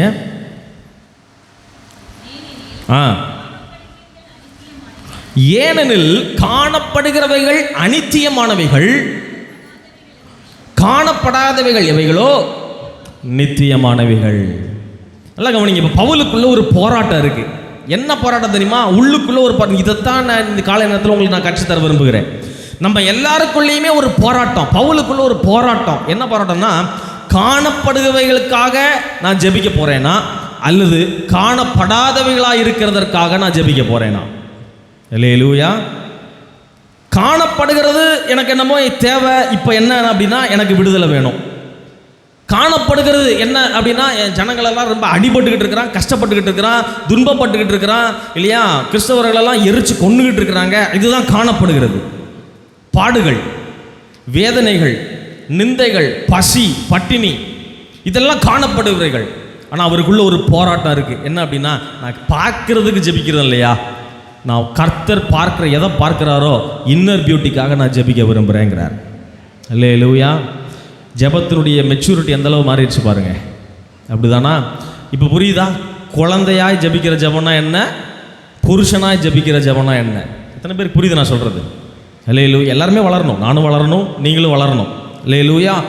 நீங்கள் இதை நல்ல ஒரு உதாரணம் யாருன்னா, சாலமோனுடைய வாழ்க்கையில் நம்ம பார்க்கலாம். வந்து கேட்குறாரு, உனக்கு என்ன வேணுமோ கேளு இல்லையா? எதை கேட்டான்? இந்த மக்களை நியாயம் தீர்க்கும்படியான ஞானத்தை எனக்கு ஆண்டவருக்கே ஷாக்கு. இதை நான் மற்றவன்கிட்ட போய் கேட்டிருந்தேன்னா அவன் என்னெல்லாமோ கேட்டிருப்பான்டா இல்லையா? பொண்ணை கேட்டிருப்பான், வெள்ளியை கேட்டிருப்பான், இன்னும் சொல்லப்போனால் அதெல்லாம் கேட்கலன்னா கூட எதிரியினுடைய சத்துருக்களுடைய உயிரை கேட்டிருப்பான். நீ எதையுமே கேட்காம நீ எதை கேட்ட? உனக்கு நீ ஞானத்தை கேட்டபடினால ஆண்டவர் சொல்கிறாரு, உனக்கு நான் ஞானத்தை மட்டுமல்ல, சொல்லுங்க சொல்லுங்க, இதையெல்லாம் உனக்கு நான் என்ன பண்ணுறேன் இல்லையா? செல்வங்கள் இல்லையா? ஆட்சி, உலகமே பிரமிக்கத்தக்க வகையில் நான் என்ன பண்ணுறேன்னா உன்னை செல்வங்களால் நான் நிரப்புறேன். மற்ற நாட்டினவர் உன்னை வந்து பார்த்து பிரமிக்கத்தக்க வகையில், மெச்சுகிற வகையில் நான் உன்னை வந்து செல்வந்தனாக நான் மாற்றுறேன். இன்னும் சொல்லப்போனால் நீ உன்னுடைய வாழ்நாளெல்லாம் நீ பட்டயத்தை நீ என்ன பண்ண போகிறதில்ல, தூக்க போகிறதில்ல, உனக்கு பெரிய சமாதானத்தை நான் தர்றேன். இதெல்லாம் அவன் கேட்கவே இல்லை. ஆனால் ஆண்டவர் சொல்கிறாரு, நீ எதை கேட்டதுனால நான் இதெல்லாம் தர்றேன்? ஞானத்தை கேட்ட. ஒரு புருஷன் ஜெபிக்கிறது போல, ஒரு குழந்தை கேட்கறது போல அல்ல இல்லையா? குழந்தை கேட்கறது போலனா, குழந்தை என்ன கேட்கும் அப்படின்னா, குழந்தையை கேட்கறது போல ஜெபம் இருந்துச்சுன்னா சாலமோன் என்ன கேட்டிருக்கணும் சொல்லுங்க? எனக்கு தங்கம் எனக்கு வேணும், நான் தான் இந்த தேசத்திலேயே இந்த உலகத்திலே நான் தான் பெரிய ராஜாவாக இருக்கணுமாக்கும் இல்லையா? மேன்மையை குறித்து அவன் கேட்டிருப்பான் இல்லையா? ஆனால் புருஷன் ஜெபிக்கிறது போல, புருஷனானவன் கேட்கிறது போல, மெச்சூரான ஜெபம் கேட்கிறது போல. அல்லேலூயா. கர்த்தருக்கு அது ரொம்ப பிடிக்கும். எத்தனை பேர் புரியுது உங்களுக்கு இல்லையா? அப்போ முதல் காரியம், போராட்ட ஜெபம் அப்படின்னா என்ன அப்படின்னா, சரீரத்துக்குரியவைகளுக்காக அல்ல ஜெபிக்காமல் ஆவிக்குரிய தேவைக்காக ஜெபிப்பது தான் போராட்ட குணம். என்ன ஆமென் சொல்லுங்களேன். அல்லேலூயா. எத்தனை பேருக்கு புரியுது இல்லையா? அப்போ போராடி ஜெபிக்க பவுல் அழைத்தார் அப்படின்னா முதல் பாயிண்ட் என்ன பாயிண்ட்னா, நம்முடைய சரீர தேவைக்காக அல்ல, ஆவிக்குரிய தேவைக்காக நீங்களும் நானும் ஜெபிக்கிற பிள்ளைகளாக மாறணும். ரெண்டாவது, இந்த போராடி ஜெபிக்கிறதுனா என்ன? பவுல் ஜெபத்தில் இன்னொரு பகுதியை காட்டுறேன் பாருங்க. பிலிப்பியர் 1வது அதிகாரம் 10வது வசனம் எடுத்து வாசிங்க. பிலிப்பியர் 1:10 சீக்கிரமா. தேவனுக்கு மகிமையும் துதியும் உண்டாகும்படி இயேசு கிறிஸ்துவினால் வருகிற நீதியின் கனிகளால் நிறைந்தவர்களாகி, filled with the fruits of righteousness அப்படிங்கிறார் இல்லையா? நீதியின் கனிகளால் நிறைந்தவர்களாகி அப்படின்னா கவனிங்க, தேவனுக்கு மகிமையும் துதியும் உண்டாகும்படி நீங்கள் கனிகளால் நிறைந்திருக்கணும்னு ஜெபிக்கிறேன். எப்படி? யாருக்கு மகிமை, யாருக்கு துதி? பொதுவாக நம்முடைய ஜெபம் எப்படி இருக்குன்னு பார்த்தா, ஆண்டவரே என்ன பெருமைப்படுத்தும், என்ன மேன்மைப்படுத்தும், என்ன பெரியவனாக்கும், இல்லை என்ன வந்து நீங்கள் உயர்த்தும், இப்படி தான் நம்முடைய பொதுவான ஜெபம் எப்படி இருக்கும்? என்ன நீங்கள் கொஞ்சம் மேலே கொண்டு வந்துருங்க, கொஞ்சம் மேன்மைப்படுத்துங்க, ஒரு 4 பேர் முன்னாடி கொஞ்சம் தலை நிமிர்ந்து வாழ உதவி செய்யுங்க. இல்லையா? நம்ம மாம்சம் அப்படி தான் நினைக்கும். இல்லையா?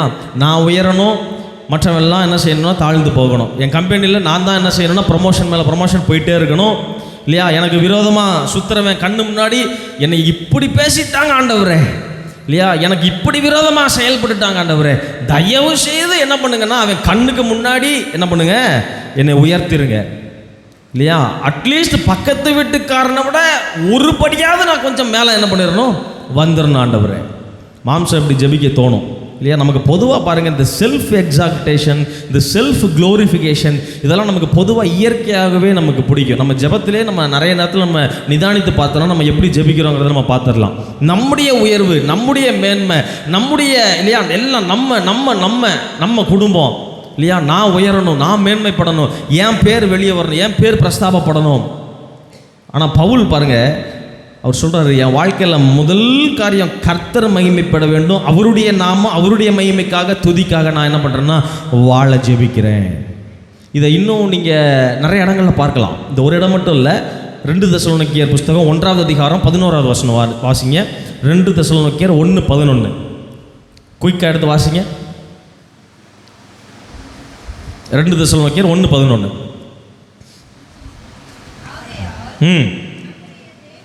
ஆகையால் நம்முடைய தேவனும்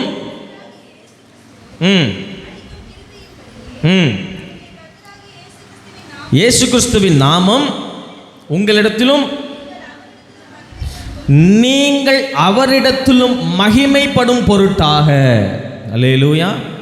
எதுக்காகனா நோக்கமே என்னன்னா, நீங்கள் அவருடைய நாமத்தை மகிமைப்படுத்தும் பொருட்டாக. 1 கொரிந்தியர் 10:31 வாசிங்க. இதெல்லாம் ஹைலைட் பண்ணி காட்டுறேன், எழுதி கொள்ளுங்க. 1 கொரிந்தியர் 10:31, இன்னொருத்தர் 6:20 எடுத்துக்கொள்ளுங்க. நீங்கள் புசித்தாலும் குடித்தாலும் எதை செய்தாலும் எல்லாவற்றையும் தேவனுடைய மகிமைக்கென்று செய்யுங்கள். இல்லையா? அவர் சொல்கிறாரு, நீங்கள் சாப்பிட்டாலும், நீங்கள் குடித்தாலும், இல்லையா, நீங்கள் வேலை செஞ்சாலும், பிஸ்னஸ் பண்ணாலும், தொழில் பண்ணாலும், வேலைக்கு போனாலும் வந்தாலும், எந்த காரியம் உங்கள் வாழ்க்கையில் செய்தாலும் அதில் யாருடைய நாம மகிமைக்கென்று செய்யுங்கள். இதில் ரொம்ப காஷியஸாக நீங்கள் இருங்க. தேவ பிள்ளைகள், விசுவாசிகள் ரொம்ப கவனம் உள்ளவர்களாக இருங்க அப்படின்னு சொல்கிறார். நீங்கள் எந்த காரியத்தை செய்தாலும் அதில் தேவனுடைய நாமம் மகிமைப்படுதான்னு பார்த்து செய்யுங்க அப்படின்னு சொல்கிறார். 6:20 வாசிங்க. கிரயத்திற்கு கொல்லப்பட்டீர்களே, ஆகையால் தேவனுக்கு உடையவைகளாகிய உங்கள் சரீரத்தினாலும் உங்கள் ஆவியினாலும், ஹலோ, யாரை மகிமைப்படுத்துங்க சொல்லுங்க. எதுலனா ஆவியில் மட்டும் இல்லைங்க, உங்களுடைய சரீரத்தினாலும். எப்படி? உங்களுடைய சரீரத்தினாலும் யாரை மகிமைப்படுத்தணுமா? இல்லையா? நம்ம உடுத்துகிற உடை, இத்தனை பேர் புரியுது நான் சொல்றது? இல்லையா? நம்ம உடுத்துகிற உடை, நம்முடைய பார்வை, நம்முடைய பேசு, இல்லையா, நம்முடைய சுபாவம், இல்லையா, நம்முடைய சரீரத்தில், இல்லையா, அவயவங்கள் எல்லாம், இல்லையா, ஒரு இடத்துல நம்ம ஏற்கனவே ஒரு செய்தியில் பார்த்தோம். உடைய அவயவங்கள்லாம் நீ பழைய எஜமான்கிட்ட இருந்தது, இப்போ புதிய எஜமான்கிட்ட விலை கொடுத்து வாங்கிட்டாரு, அதே அவயவங்கள் தான் புதிய எஜமானுக்கு வேலை செய்ய ஒப்புக்கொடுன்னு ஒரு இடத்துல பார்த்தோம். அப்படி தானே அவர் சொல்கிறார் பாருங்க. தேவனுக்கு உடையவைகளாகிய, எதெல்லாம் தேவனுக்கு உடையவைகள்னா நம்முடைய சரீரமும் நம்முடைய ஆவியும் யாருக்கு உடையவைகள் தான்? சொல்லுங்க சொல்லுங்க சத்தமா. தேவனுக்கு உடையவைகள். அதனால நான் தேவனுடைய நாம மகிமைக்காக நான் என்ன பண்ணணும்னா அந்த சரீரத்தையும் ஆவியையும் நாம் என்ன செய்யணும்னா பயன்படுத்தணும். Glorify to God. அல்லேலூயா. அவருடைய வாஞ்சை ஒன்று தான், நான் சிறு. பவுலுடைய வாஞ்சை என்ன தெரியுமா? கவனிங்க.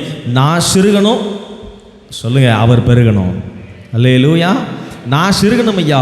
எந்த சூழ்நிலையிலும் நான் வெளியே தெரிஞ்சிடக்கூடாது, இல்லையா, நான் வெளியே பிரஸ்தாபப்பட்டுறக்கூடாது, இல்லையா, என் பேரே தெரியலனாலும் பரவாயில்ல, என் வாழ்க்கையின் மூலமாக நீங்கள் மகிமைப்பட்டு கொண்டே இருக்கணும். இதுதான் பவுலினுடைய பிரதான நோக்கமாக இருந்தது, இல்லையா. மத்தேயு 5ஆம் அதிகாரம் 16ஆவது வசனம். சீக்கிரமாக போகிறேன். மத்தேயு 5:16ஆவது வசனம் வாசிங்க.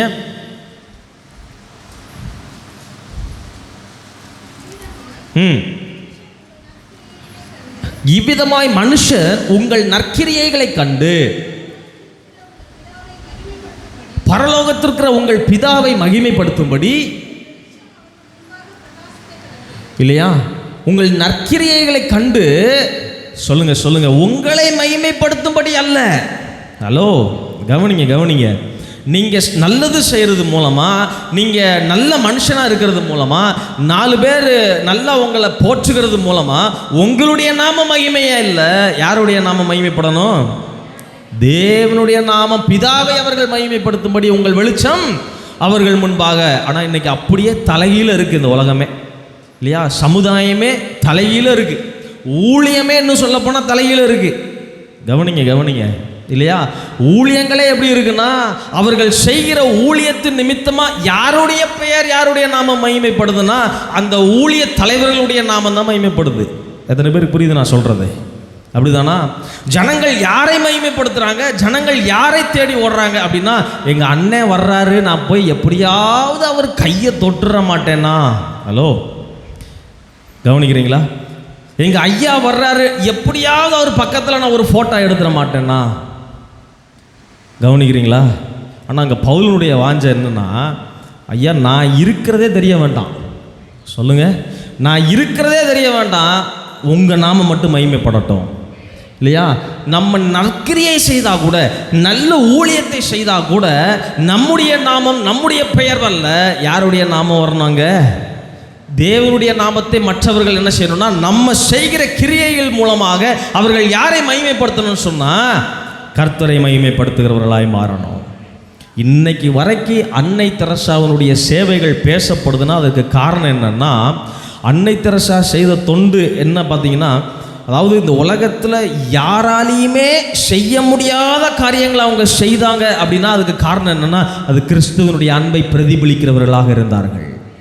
அவர்களை குறித்து சாட்சி சொல்லுகிற அநேக புறஜாதியார், இல்லையா? அந்த அம்மையாரை குறித்து சாட்சி சொல்லுகிற கிறிஸ்தவர்களை விட்டுருங்க, அநேக வேற்று மதத்தவர்கள், அநேக புறஜாதியார் அவர்களை குறித்து எழுதுகிறத அல்லது அவர்களை குறித்து சொல்லுகிறதான காரியங்கள் எல்லாவற்றையும் நீங்கள் எடுத்து பார்த்தீங்கன்னா அவர்களிடத்தில் கிறிஸ்துவனுடைய அன்பை நாங்கள் கண்டோம்னு சொல்லுவாங்க. அவங்களுடைய பெயருக்காக அல்ல, அவங்களுடைய மகிமைக்காக அல்ல, அவங்களுடைய பெயர் பிரஸ்தாபத்திற்காக அல்ல, கிறிஸ்துவனுடைய அன்பை வெளிப்படுத்துகிற ஒரு செயலை, நற்செயல்களின் மூலமாக தேவனை மகிமைப்படுத்தினார்கள். ஒரு ஆமென் சொல்லுங்க. அது ஊழியமாக இருந்தாலும் சரி, பிஸ்னஸாக இருந்தாலும் சரி, எந்த ஒரு நல்ல காரியங்கள், எந்த ஒரு நற்கிரியைகளாக இருந்தாலும் சரி, நான் சிறுகணும் அவர் பெருகணும். எத்தனை பேர் ஆமென் சொல்றீங்க? அப்போ 2வது காரியம், என்னுடைய போராட்டம், இல்லையா? என்னுடைய ஜெபத்தில் என்னுடைய போராட்டம் எதை சார்ந்து, எதை நோக்கமாக வைத்து என்னுடைய போராட்டமாக இருக்கணும்னு சொன்னால், தேவனுக்கு மகிமை உண்டாகும்படியாக நான் போராடி ஜெபிக்க பழகணும். என்னுடைய ஜெபமே எப்படி மாறணும்னா, ஆண்டவரே என்ன உயர்த்துங்க, என்ன மகிமைப்படுத்துங்க, இல்லையா? எங்கள் சபையை உயர்த்துங்க, 4 பேருக்கு தெரிகிற மாதிரி கொண்டு வாங்க, இதெல்லாம் மாறணும். ஆமென் சொல்லுங்கள் பார்ப்போம். ஆண்டவரே எங்கள் சபையில் நீங்கள் இருக்கிறீங்கன்னு 4 பேர் பார்க்கணும். எங்கள் சபையில் நீர் இருக்கிறீர், கிறிஸ்து இங்கே இருக்கிறீர் அப்படிங்கிறத வெளிப்படணும். எனக்குள்ள கிறிஸ்து இருக்கிறீர் அப்படிங்கிறத 4 பேர் சொல்லணும். என்ன பிரதர் ரொம்ப நல்லவராக இருக்கிறீங்களே அப்படின்னு என்னை அவங்க புகழ்ந்துடக்கூடாது. எத்தனை பேர் புரியுது நான் சொல்கிறது? நான் நல்லவனாக இருக்கிறத வைத்து, நான் நல்ல சுபாவம் உடையவன், நல்ல ஹெல்பிங் மைண்டாக இருக்கிறவனை வைத்து அவங்க என்ன சொல்லிடக்கூடாதுன்னா, என்னை அவன் எந்த காலத்திலையும் புகழ்ந்துடக்கூடாது, என் நிமித்தம் யாருடைய நாம மகிமைப்படுறதில் நான் ரொம்ப காஷியஸாக நான் ஜெபிக்கணும்னு சொன்னால் கர்த்தருடைய நாம மகிமைப்படணும். அல்லேலூயா. 3வது காரியம் மாத்திரம் சொல்லி முடிக்கிறேன். பிலிப்பியர் 1வது அதிகாரம் 11வது வசனம் வாசிங்க. எதற்காக போராடி ஜெபிக்கணும்? பிலிப்பியர் 1:11. நீங்கள் கிறிஸ்துவின் நாளுக்கென்று துப்புரவானவர்களும் இடரலற்றவர்களாய் இருக்க வேண்டும் என்று வேண்டுதல் செய்கிறேன். இதுல ரொம்ப முக்கியமா ஆச்சரியப்படுத்தின ஒரு வார்த்தை என்ன தெரியுமா? கிறிஸ்துவின் நாளுக்கென்று. எங்க இருந்து எழுதுறாரு சொல்லுங்க? சிறைச்சாலையில இருந்து ஆண்டவர் வருகைக்கு போயிட்டார். ஹலோ, கவனிங்க இல்லையா?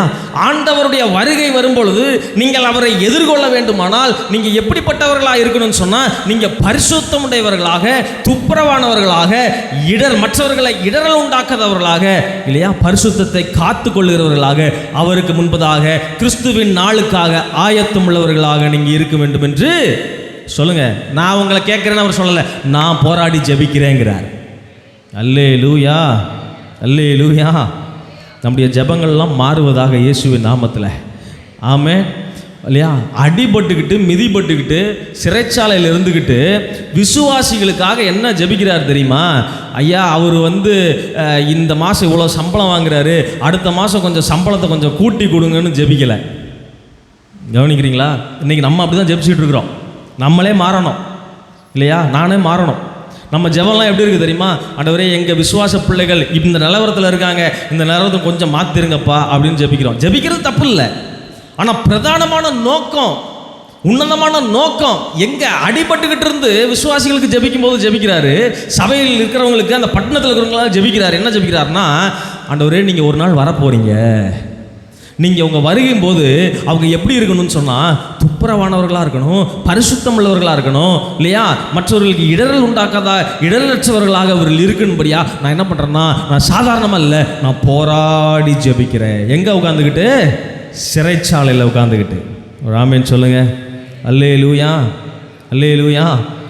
தேவனுடைய வருகைக்காக நான் என்ன பண்ணுறேன்னா ஜெபிக்கிறேன். எத்தனை பேர் நம்ம இந்த காலை நேரத்தில் இந்த கேள்வி கேட்டால் எத்தனை பேர் நம்ம சொல்ல முடியுது, நான் இப்படி நான் ஜெபம் பண்ணியிருக்கேன்னு? ஒருத்தர் கூட சொல்ல முடியாது.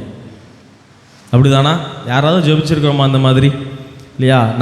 நான் வந்து இப்போ சாமிதாசன் எனக்கு நான் ஜெபம் பண்ணணும்னா, ஆண்டவரே உங்கள் வருகை வருது இல்லையா, சாமிதாசன்னே அவங்க குடும்பம் கைவிட்டுறக்கூடாது, அவங்க துப்புரவானவர்களாக பரிசுத்தம் உள்ளவர்களாக அவங்க வளரணும், அவங்க அதில் ரொம்ப காஷியஸாக இருக்கணும் அப்படிங்கிறதுக்காக நான் போராடி ஜெபிக்கிறேன். எத்தனை பேர் புரியுது நான் சொல்கிறது? பவுல் எப்படி ஜெபிச்சாருன்னு உங்களுக்கு சொல்லி காட்டுறேன். கவனிக்கிறீங்களா? அல்லேலூயா. அப்போ அவருக்கு ஒரு காரியம் நல்லா புரிந்தது. என்ன அப்படின்னா, நமக்கு நிலையான வாசஸ்தலம் இங்கே இல்லை.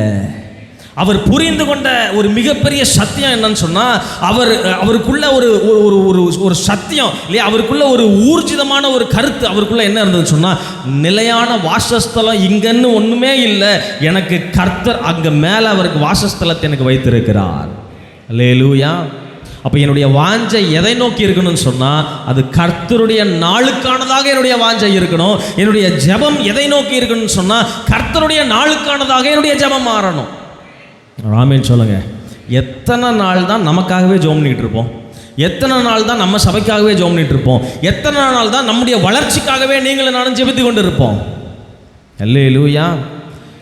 இப்போ புரியுதா நான் உங்களுக்கு சொல்கிறது இல்லையா?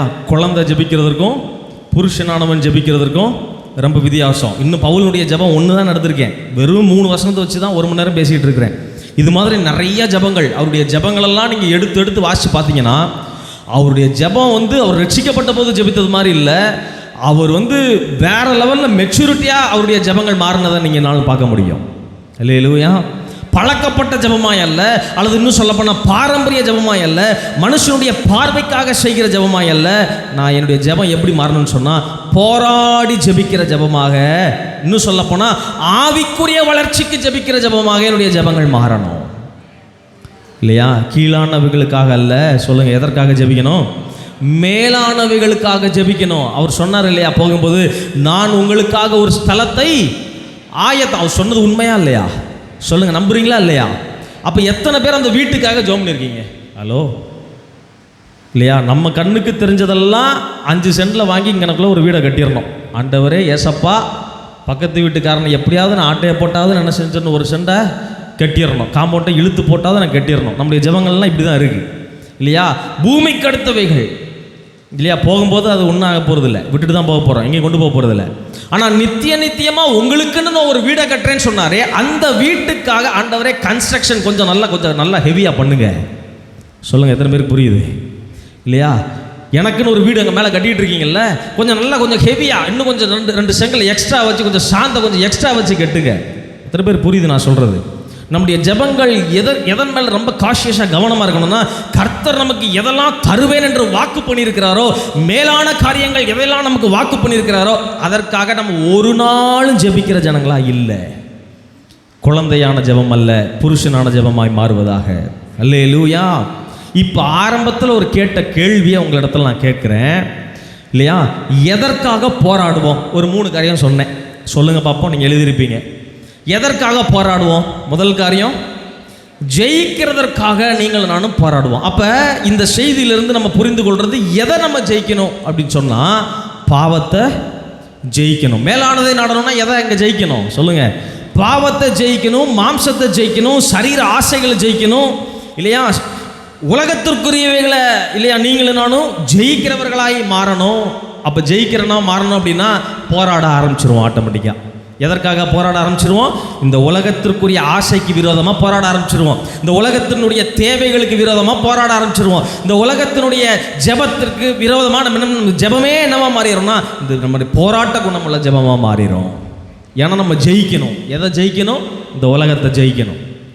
சொல்லுங்கள், அவர் ஜெயித்தாரா? சொல்லுங்கள், அவர் ஜெயித்தாரா இந்த உலகத்தை? அதுபோல் நம்மளையும் ஜெயிக்க அவர் அழைத்திருக்கிறார். அப்படிதானா? இந்த உலகத்தின் ஓட்டத்திலேயே நான் உலகத்தினை போல ஓடுகிறதல்ல, இந்த உலகத்தில் நான் வாழ்ந்தாலும் கூட நீங்களும் நானும் எதற்காக அழைக்கப்பட்ட ஜனங்களாக இருக்கிறோம்னா இந்த உலகத்தை மேற்கொண்டு ஜெயம் எடுக்க ஜெயிக்க அழைத்திருக்கிறோம். அல்லேலூயா. இந்த உலகத்தை ஜெயிக்க நீங்கள் நான் அழைக்கப்பட்டிருக்கிறோம். இந்த உலகத்தின் ஆசைகளை ஜெயிக்க அழைக்கப்பட்டிருக்கிறோம். இந்த உலகத்தின் தேவைகளை ஜெயிக்க நம்ம அழைக்கப்பட்டிருக்கிறோம் இல்லையா? அப்போ ஜெயிக்க அழைக்கிறவன் எப்படி ஜெபம் பண்ணான்னு சொன்னால் குழந்தை ஜெபமாக இருக்காது. கவனிக்கிறீங்களா? புருஷனானவன் ஜெபிக்கிறது போல ஜெபிப்பான். ரெண்டாவது ஒரு கேள்வி கேட்டேன் இல்லையா? எப்படி போராடுவோம்? எதற்காக போராடுவோம்? எது விசேஷமானதோ அதற்காக இல்லையா? அப்போ எது விசேஷமானது? இப்போ உங்களுக்கு ஒரு கிளாரிட்டி கிடச்சிருக்கும். பவுலுடைய ஜெபத்தில் ஒரு கிளாரிட்டி. எது விசேஷமானது? இந்த பூமிக்குரியவைகள் விசேஷமானது அல்ல. எது விசேஷமானது? சரீரத்திற்குரியது விசேஷமானது அல்ல இல்லையா? வெளி அலங்காரங்கள் விசேஷமானது அல்ல. எது விசேஷமானது? பவுல் அங்கே ஹைலைட் பண்ணி 2வது வசனத்தில் அவர் என்ன சொல்றாரு கவனிச்சோம் இல்லையா? அன்பு. எனக்கு உள்ள இருக்கிற இன்னர் பியூட்டி ரொம்ப விசேஷமானது. கர்த்தர் எனக்குள்ள எதிர்பார்க்கிறதான இன்னர் பியூட்டி இல்லையா? உள்ளான மனுஷன் இல்லையா சொல்றாரு. உள்ளான மனுஷன் பலப்படணும். உள்ளான காரியங்கள் பலப்படுறது ரொம்ப விசேஷமானது. அப்ப அந்த உள்ளான மனுஷனுக்கு நான் என்ன செய்யணும்னா கொஞ்சம் பிரியாணி போட்டு வளர்க்கணும். ராமேன் சொல்லுங்க. அல்லேலூயா. நான் வெளியே போட்டு பிரியாணி போட்டு வளர்த்தா இப்படி தான் ஆகிட்டே போவேன் இல்லையா? சரீர இல்லையா? அதில் வசனம் கூட இருக்குது இல்லையா? சரீர பிரயாசம் இல்லையா எந்த பிரயோஜனமும் இல்லை அப்படின்னு வசனமே இருக்குது. நம்ம வசனம்லாம் தெரியும். ஆனாலும் என்ன செய்யணும்னா 2 பிளேட் எக்ஸ்ட்ரா தான் உள்ளே போகுது. அப்படி தானா? நம்ம நாக்கு சும்மா இழுக்க. கவனிங்க. 2வது பவுல் என்ன சொல்கிறார்? எதற்காக போராடணும்னு சொன்னால் எது விசேஷமானது அப்படின்னு கவனிக்கிறோம். ஆண்டவரே நான் அன்பில் வளரணும். ஒருத்தர் ஜெபிக்கணும். ஆண்டவரே என் மனைவி அன்பில் வளரணும், என் பிள்ளைகள் அன்பில் வளரணும், நாங்கள் இன்னும் கொஞ்சம் பொறுமையாக இருக்கிறதுல நான் கொஞ்சம் வளரணும் ஆண்டவரே. கவனிக்கிறீங்களா? இப்படிலாம் நம்ம ஜெபம் மாறணும். ராமேன்னு சொல்லுங்கள். இன்னும் நான் கொஞ்சம் சகிப்புத்தன்மை கொஞ்சம் வரணும். என் மாமியார் கொஞ்சம் அப்பப்போ தலையில் கூட்ட தான் செய்யுது இல்லையா? போகும்போது வரும்போது கொஞ்சம் ஜாடமடியாக பேசிட்டு தான் போகுது. ஆண்டவரே நான் கொஞ்சம் பொறுமையாக இருக்கிறதுல நான் கொஞ்சம் வளரணும், நான் கொஞ்சம் சகிக்கிறதுல கொஞ்சம் வளரணும். இதெல்லாம் நீங்கள் ஜெபமாக மாறும்போது கர்த்தர் பார்த்துட்டே இருப்பார். உன்னுடைய ஜெபம் கொஞ்சம் விசேஷமாக இருக்குது. எப்படி சீஷர்கள் சொன்னான், ஆண்டவரே யோவான் எங்களுக்கு ஒரு ஜெபத்தை கற்றுக் கொடுத்துருக்குறான், ஆனால் உங்கள் ஜெபம் கொஞ்சம் ஸ்பெஷலாக இருக்குது. ஒரு ஆமீன் சொல்லுங்கள். கர்த்தர் நம்மளை பார்த்து சொல்லணும், இந்த சபையில் இருக்கிற ஜனங்களுடைய ஜெபமே கொஞ்சம் டிஃப்ரெண்ட்டாக இருக்குடா, கொஞ்சம் வித்தியாசமானது இருக்குது. அவனுக்காகவே ஜெபிக்கவே மாட்டானே. சொல்லுங்க இல்லையா? எதையோ ஒரு வித்தியாசமாக ஜெபிக்கிறான், மேலானவர்களை நாடி ஜெபிக்கிறான், விசேஷமான காரியங்களை சொல்லி ஜெபிக்கிறான். இவனுக்கு நான் என்ன செய்வேன்னா விசேஷமானதுக்காக ஜெபிக்கிற ஜெபத்தையும் கேட்பேன், மற்ற எல்லாத்தையும் நான் கூடையும் கொடுப்பேன். அதை தான் வசனம் சொல்லுது. முதலாவது நீங்கள் என்ன செய்யுங்கன்னா தேவனுடைய எல்லாரும் சேர்ந்து சொல்லுங்க, முதலாவது தேவனுடைய ராஜ்யத்தை தேடுங்கள். அப்படின்னா என்ன? அப்படின்னா விசேஷமானதா போராட்டமான ஜெபமா மாறுறது தான் தேவனுடைய ராஜ்யத்தை தேடுறது. அல்லேலூயா. அப்போ தேவனுடைய ராஜ்யத்தை நீங்கள் நானும் தேடும் பொழுது இந்த உலகத்தின் காரியங்களுக்காக நீங்கள் ஜெபிக்க தேவையில்லை, இந்த உலகத்தின் காரியங்களுக்காக நீங்கள் போராட தேவையில்லை. இது எல்லாம் அவர் பார்த்துக்குவார். ஒரு ஆமீன் சொல்லுங்கள் பார்ப்போம். அல்லேலூயா. நல்லா கவனிங்க. இந்த ஜெபத்தை இன்னொரு காரியத்தை உங்களுக்கு நான் ஆரம்பத்தில் இந்த பிரசங்கத்தின் ஆரம்பத்திலே சொன்னேன். என்ன சொன்னேன்னு சொன்னால், இது எப்படி நமக்கு வரும் அப்படின்னு சொன்னால் இந்த பிரசங்கத்தை கேட்டுட்டு போயிட்டா வராது இல்லையா? நான் என்ன சொன்னேன் யாராவது சொல்லுங்கள். முதல்ல போதனை இப்போ கொடுத்தாச்சு. சொல்லுங்கள், போதனை கிடச்சிச்சா இல்லையா? போதனை கிடச்சிருச்சு. 2வது பயிற்சி செய்யணும். 3வது முயற்சி செய்யணும். எத்தனை பேருக்கு போதனை கேட்குறதுக்கு இப்போ பிடிச்சிருந்தது? நல்லா இருந்ததா? எத்தனை பேருக்கு பயிற்சி செய்ய முயற்சி செய்ய ஆசை? ஒரு ஆமீன் சொல்லுங்கள். இந்த காலை நேரத்தில் நீங்களும் நானும் ஒப்பு கொடுக்க போகிறோம் ஒரு காரியத்துக்கு. சரியா? கவனிங்க. ஆவியானவர் நடத்துகிறவனமாக சொல்கிறேன். இந்த புதிய வருஷத்தில் இருந்து இல்லையா நான் ஒரு காரியத்தை வாஞ்சிக்கிறேன். நம்முடைய சபையில் அதாவது தினந்தோறும் ஜெபிக்கிற 1 மணி நேரம் ஜெபிக்கிற ஆட்கள் நமக்கு வேணும் இல்லையா? தினந்தோறும். ஒருவேளை தினந்தோறும்லாம் என்னால் ஜெபிக்க முடியாது அப்படின்னா அட்லீஸ்ட் வாரத்திற்கு 1 மணி நேரமாவது ஜெபிக்கிற ஆட்கள். இல்லை வாரத்துக்கு ஒருக்கெல்லாம் எனக்கு ரொம்ப ரிஸ்க் ஆகும், நான் ரொம்ப பிஸியாக சுற்றிட்டு இருக்கிறேன், வேலை இருக்குது எனக்கு அப்படின்னா அட்லீஸ்ட் மாதத்திற்கு 1 முறையாவது சபைக்குள் வந்து குடும்பமாகவோ அல்லது தனிநபராகவோ மாதத்திற்கு 1 முறை சபைக்குள்ளே வந்து 1 மணி நேரம் ஜெபிக்கிற ஆட்கள். இது ஆட்கள் வேணும்னா யாராவது வாங்கன்னு இல்லை, எல்லாரும் வேணும். ராமேன் சொல்லுங்கள். நான் சொல்கிறேன், இங்கே உட்கார்ந்துருக்கிற ஒருவராகிலும் கைவிடப்பட்டு விடக்கூடாது. அல்லேலூயா. ஒரு சின்ன சபையாக இருக்கலாம், ஒரு சின்ன கூட்டமாக இருக்கலாம், ஆனால் இதை நான் ஒரு குவாலிட்டியான சபையாக வளர்க்கணும்னு நான் விரும்புகிறேன். ஒரு ஆமீன் சொல்லுங்கள். அல்லேலூயா. எந்த சபையெல்லாம் ஜெபத்தில் வளருதோ, எந்த சபையெல்லாம் ஜெபிக்கிறதுல வளருதோ, அந்த சபை வேறு லெவலில் மாறும். ஒரு ஆமீன் சொல்லுங்கள். இந்த புதிய வருஷத்துலேருந்து ஒரு தீர்மானம் எடுங்க. அதாவது நான் அதுக்கு ஒரு ஃபார்ம் ஒன்று ரெடி பண்ணுறேன், சரியா? அந்த ஃபார்மில் நீங்கள் ஃபில் பண்ணி கொடுக்கணும். எப்படின்னா, மாதத்திற்கு ஒரு முறையாவது சபைக்குள் வந்து தனியாகவோ அல்லது ஃப்ரெண்ட்ஸாக இல்லையா சேர்ந்தோ அல்லது குடும்பமாக வந்தோ 1 மணி நேரம் இல்லையா, அந்த டைமும் நீங்கள் அதில் மென்ஷன் பண்ணிடணும். நான் அந்த கார்டு கொடுப்பேன், அந்த டைமும் நீங்கள் மென்ஷன் பண்ணிடணும். அந்த மென்ஷன் பண்ணிட்டீங்கன்னா அந்த வருஷம் ஃபுல்லாக நீங்கள் அதை கடைப்பிடிக்கணும். இப்போ உதாரணத்துக்கு பிப்ரவரி மாதம், இந்த மாதத்தில் நான் 2வது வாரத்தில் இந்த தேதி குறிச்சிக்கோங்க. அந்த குறித்து நீங்கள் அந்த டேட்டும் நீங்கள் என்ன பண்ணிடணும், அந்த கார்டில் நீங்கள் மென்ஷன் பண்ணிடணும். மென்ஷன் பண்ணிட்டீங்கன்னா அந்த டேட்டில் கரெக்டாக நீங்கள் மாதம் என்ன பண்ணணும்னா அங்கே வந்துடணும். ஒரு ஆமீன் சொல்லுங்கள். அல்லேலூயா. இதுதான் போராடுறது. அல்லேலூயா. நம்ம எதற்காக ஜெபிக்க போகிறோம்னா, நம்முடைய தேவைக்காக ஜெபிக்க போகிறதில்ல. அதெல்லாம் செவ்வாய்க்கிழமை ஆல்ரெடி ஜெபம் பண்ணிட்டு இருக்கிறோம். அதுவே எனக்கு தப்புன்னு ஆண்டவர் சொல்லி கொடுக்குறார் இல்லையா? அதை நம்ம ஜெபிப்போம், தப்பு இல்லை, சரியா? அதை ஒரு நாள் நம்ம ஒதுக்கிட்டோம். ஆனால் இனி நம்ம ஜெபிக்க போகிறது எதுக்காகனா, எதற்காக? மேலானவைகள். இன்றைக்கி செய்தி கட்டோம் இல்லையா? எதெல்லாம் நமக்கு தேவையோ, எதெல்லாம் நமக்கு மேலானவைகளாக இருக்குதோ, எதெல்லாம் நமக்கு உன்னதமானவைகளோ, எதெல்லாம் நீங்களும் நானும் வளரணுமோ, அதற்காக நீங்கள் நானும் இங்கே வந்து ஜெபிக்க இருக்கிறோம். எத்தனை பேர் ஆசையாக இருக்குது? போதனை கொடுத்தாச்சு, பயிற்சியும் முயற்சியும் நீங்கள் நானும் செய்ய போகிறோம். அல்லேலூயா. தலைகளை தாழ்த்தி நம்ம ஜெபிப்போம். கர்த்தருடைய நாம மகிமைப்படுவதாக. எல்லாரும் தலைகளை தாழ்த்தி ஜெபம் பண்ணுங்க. ஆண்டவரே, இதற்கு நான் ஒப்பு கொடுக்குறேன்னு சொல்லுங்கள். எல்லாரும் ஒப்பு கொடுக்கணும். ஒருத்தர் கூட, காலேஜ் பிள்ளைங்களாக இருக்கலாம், அல்லது சின்ன பிள்ளைங்களாக இருக்கலாம், பெரியவங்களாக இருக்கலாம், வாலிபர்களாக இருக்கலாம், வயதானவர்களாக இருக்கலாம், ஒருத்தர் கூட இதில் நீங்கள் விட்டுறக்கூடாது. எல்லாரும் இந்த காரியத்தில் கைகோர்த்து என் கூட சேர்ந்து செயல்படணும்னு நான் விரும்புகிறேன், சரியா? எல்லாரும் ஒப்பு கொடுங்க. அந்த காலை நேரத்தில் ஆண்டவரே, நாங்கள் ஒப்பு கொடுக்குறோம் டாடி. அட்லீஸ்ட் மாதத்திற்கு ஒரு முறையாவது 1 மணி நேரம் உங்களுடைய சமூகத்தில் வந்து நாங்கள் ஆண்டவரை நாங்கள் ஜெபிக்க இருக்கிறோம். இந்த ஜெபம் பரலோகத்தை அசைக்கும். எத்தனை பேர் நம்புறீங்க? அல்லேலூயா. நம்முடைய சபையை அசைக்கும். அல்லேலூயா. இந்த பட்டணத்தை அசைக்கும். ஒரு ஆமீன் சொல்லுங்க பார்ப்போம். எப்படி, எதை பாருங்க, எவ்வளவு பாடுகள், எவ்வளவு நிந்தைகள் மத்தியில் அவர் எதற்காக ஜெபித்தார் அப்படின்னா, தன்னுடைய விடுதலைக்காக அவர் ஜெபிக்கல, தன்னுடைய அடிகளுக்காக அவர் ஜெபிக்கல, தன்னுடைய காவலிருந்து வெளியே வரணும் அப்படின்னு சொல்லி அவர் ஜெபிக்கல. அவருடைய ஜெபம் என்னவா இருந்ததுன்னா, என் ஜனங்களுடைய இருதயம் ஆண்டவரே செம்மையானதாக இருக்கணும், வெளியில் இருக்கிற ஜனங்களுடைய இருதயம் செம்மையானதாக வளரணும் ஆண்டவரே, அவர்கள் அன்புள்ளவர்களாக வளரணும். எவ்வளவு நாள் தான் குழந்தையை போல நீங்கள் நானும் ஜெபித்து கொண்டே இருப்போம்? நம்முடைய ஜெபங்கள் சிந்தைகள் மாறுவதாக.